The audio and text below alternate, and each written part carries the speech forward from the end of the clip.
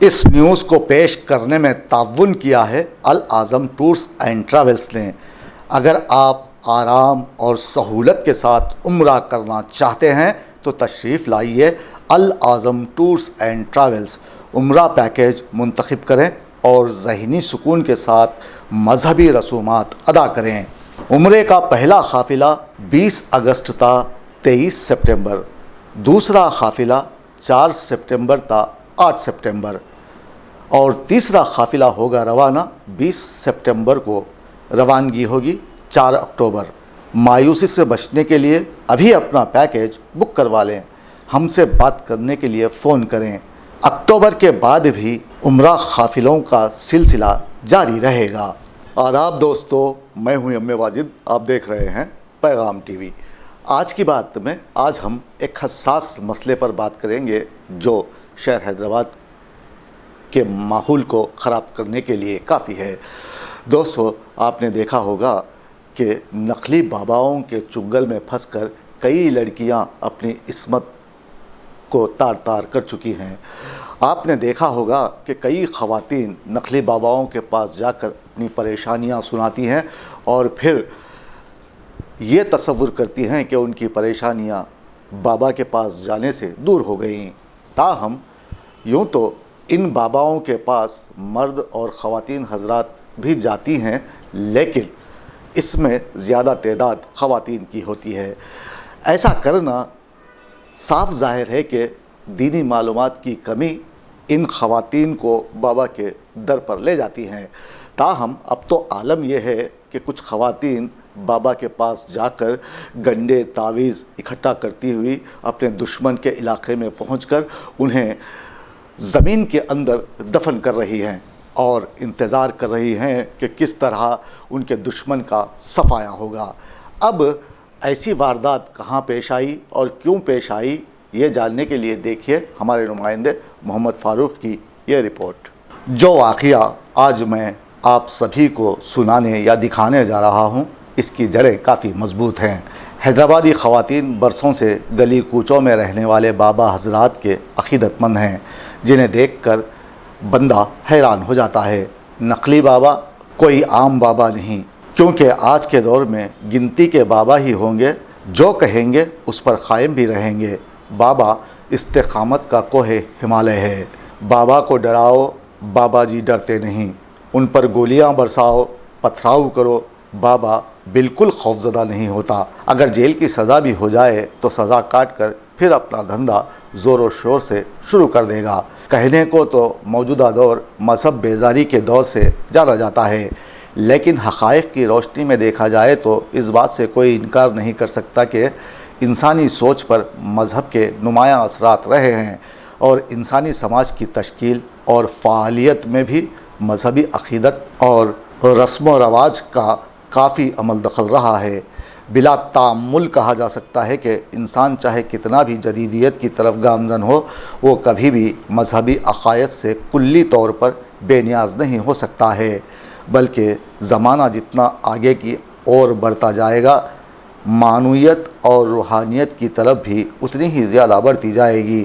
خاص طور سے دکن کے معاشرے میں مذہب کو روح کی حیثیت حاصل ہے۔ اسی وجہ سے یہاں مذہبی رہنماؤں کو قدر و منزلت کی نگاہ سے دیکھا جاتا رہا ہے اور دیکھا جا رہا ہے۔ خاص طور پر حیدرآباد میں نقلی بابا جو کثیر تعداد میں پائے جاتے ہیں، جن میں اکثر جیب کترے شامل ہیں، ان کا سکہ خوب چلنے لگا ہے، جس کی اہم وجہ یہاں کی بعض خواتین ہیں جو دین سے ناواقف ہیں اور نقلی بابا کے چنگل میں پھنس رہی ہیں، لٹ رہی ہیں، ان کے ظلم سے تنگ آ کر خودکشی کرنے پر مجبور ہیں، اپنی عصمت کو داؤ پر لگا رہی ہیں۔ کسی دن اگر آپ ایسے بابا کے دربار میں حاضر ہوں تو آپ کو لگے گا کہ سامنے ایک بہت بڑی شخصیت بیٹھی ہے۔ وہ مورچل کٹے سے آپ کے منہ پر وار کرے گا۔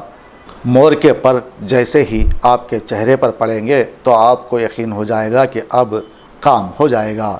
اکثر بابا کے سر پر ٹوپی اور ہاتھ میں تسبیح، چہرے پر مصنوعی جلال اور آنکھوں میں دہشت ہوتی ہے، گویا مخلوق خدا کو ڈرانا ہی ان کا مسلک ہے، اور یہ سب سادہ لوح کمزور اعتقاد توہم پرستوں کے لیے کافی کشش کا باعث ہوتا ہے، اور خاص طور پر خواتین اپنی تمام مشکلوں، مصیبتوں، پریشانیوں سے نجات کے لیے ایسے بابا سے رجوع ہوتے ہیں۔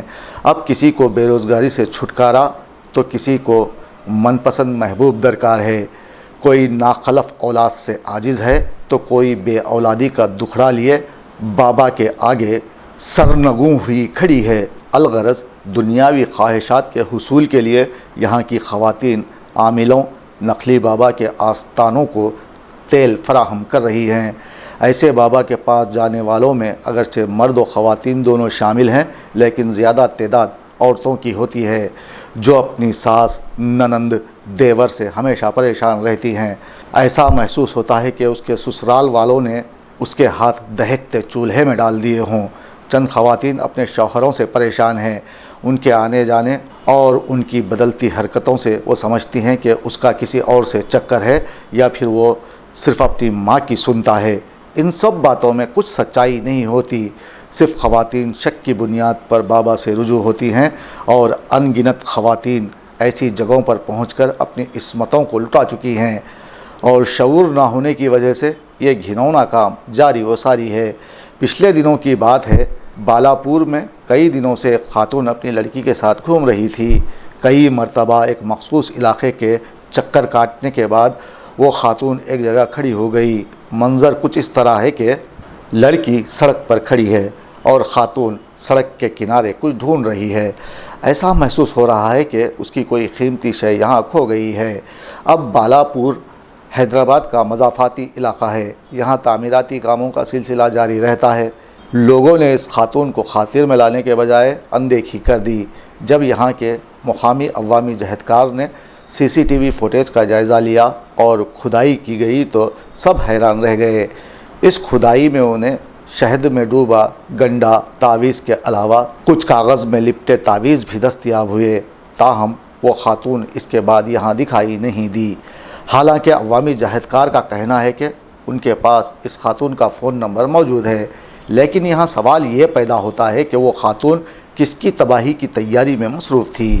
وہ یہاں آ کر کس کو زک دینا چاہتی تھی؟ اسے یہاں کس سے دشمنی تھی؟ سڑک کے کنارے چند اشیاء کو دفنانا اور فرار ہو جانا ایک معمہ بن گیا ہے۔ لوگ سوچنے پر مجبور ہیں کہ یہ خاتون ضرور کسی بابا کا سہارا لے کر کسی سے بدلہ لینا چاہتی ہے۔ اگر یہاں کی عوام کو خاتون کی اس حرکت پر پڑے راز کے پردے ہٹانا ہے تو انہیں اس خاتون کو پولیس کے حوالے کرنا چاہیے، تبھی سارے راز ایک کے بعد ایک کھلیں گے۔ اب یہاں ضرورت اس بات کی ہے کہ لوگ قرآن پڑھیں اور سمجھیں۔ اس کتاب سے زیادہ رہنما یہاں کوئی اور نہیں ہے، اور اللہ کے سوا ہماری دستگیری کی طاقت بھی کسی کے پاس نہیں۔